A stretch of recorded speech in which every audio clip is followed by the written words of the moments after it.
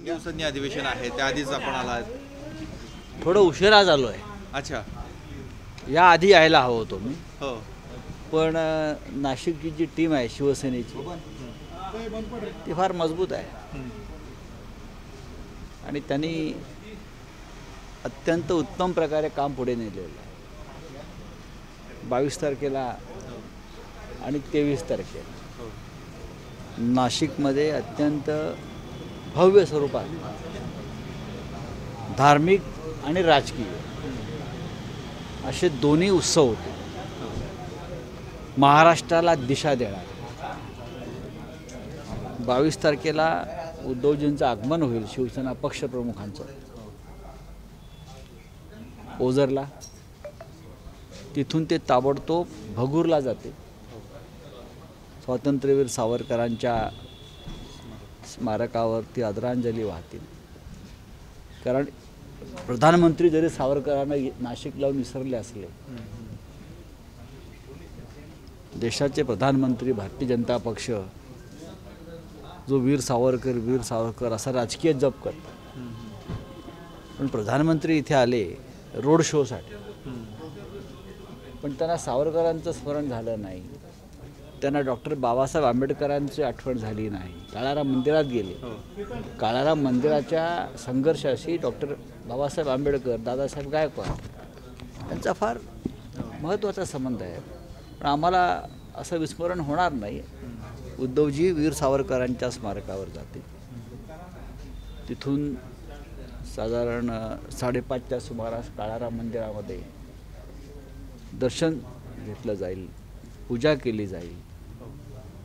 त्यानंतर रामकोंडावर, गोदावरीवर गंगा आरती केली जाईल. असा आमचा 22 तारखेचा कार्यक्रम. 23 तारखेला सकाळी जो बाळासाहेब ठाकरेंचा जन्मदिवस आहे, माननीय हिंदुहृदय सम्राट शिवसेना प्रमुखांचा,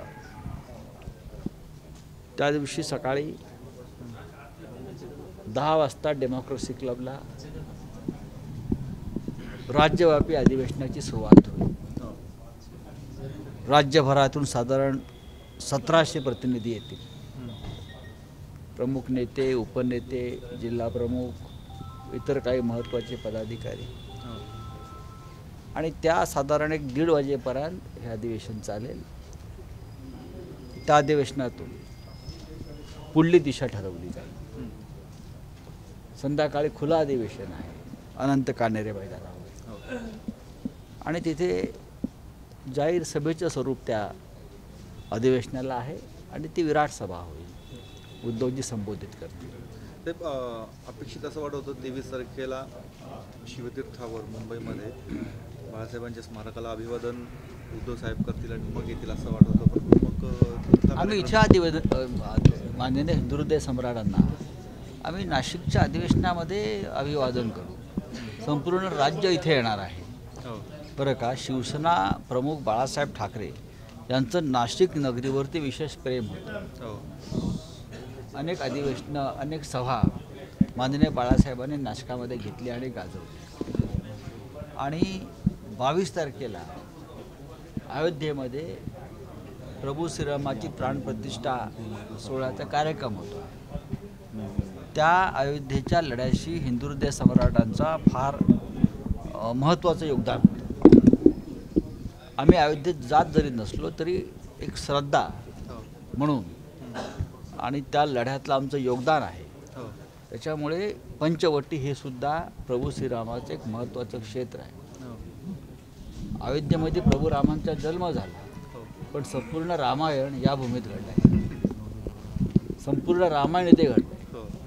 त्याच्यामुळे रामायण घडवण्यासाठी आम्हाला इथे बाळासाहेबांच्या स्मृतिदिनी, बाळासाहेबांच्या वाढदिवशी आम्हाला इथे काही निर्णय घ्यावे लागतील. राऊत साहेब, उद्धव ठाकरेंना स्पीड पोस्ट आणि अयोध्येतल्या कार्यक्रमाचं निमंत्रण आलंय. ती पत्रिका व्हॉट्सअपवर व्हायरल झालेली आहे आणि मातोश्रीवर न पाठवता शिवसेना भवनच्या पत्रिकावर ती पत्रिका पाठवल्याचं कळत आहे. हा नतद्रष्टपणा आणि दळभद्रेपणा आहे. तुम्ही TV स्टार, नट्या, नट बरं का, ज्यांचा त्या आंदोलनाशी काही संबंध नाही, पण तुम्हाला फक्त एक इव्हेंट करायचा आहे म्हणून तुम्ही त्यांना खास आमंत्रणं दिली. पण ज्या ठाकरे कुटुंब कुटुंबाचा आणि शिवसेनेचा त्या लढ्याशी अत्यंत महत्त्वाचा संबंध होता, संघर्ष होता.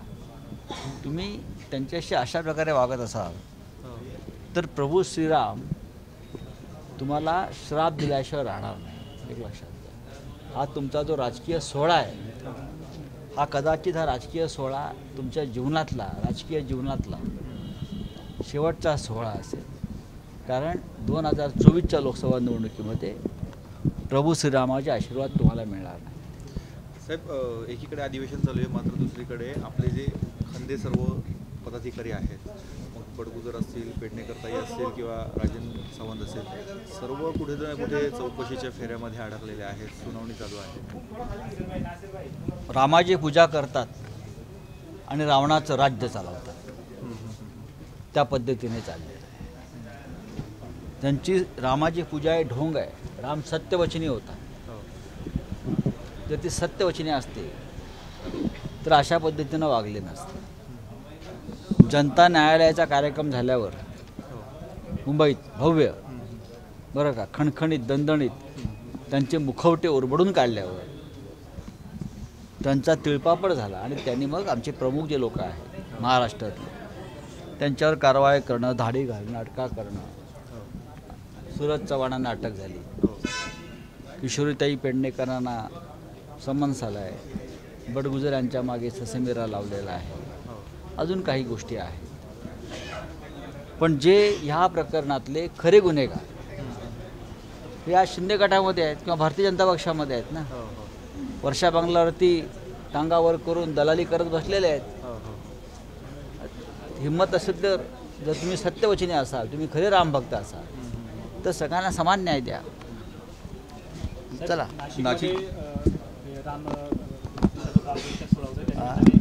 नाशिकमध्ये होल्डिंग लावण्यात आलेले आहे शिंदे गटाकडून. त्यांच्या होल्डिंगवर बाळासाहेबांचा फोटो लावण्यात आला आहे आणि बाळासाहेबांचं स्वप्न पूर्ण होतं आहे असे उल्लेख केलेला आहे. त्यांचा काय संबंध आहे बाळासाहेब ठाकरेंशी? शिंदेचा, शिंदे गटाचा बाळासाहेब ठाकरेंशी दुरान्वयी संबंध नाही, अयोध्येशी संबंध नाही, बरं का. हे सगळे जे आहेत ही रामायणातली काही पात्र नक्कीच आहेत, ज्यांचा रामाने वध केला अशी पात्र आहेत, बरं का.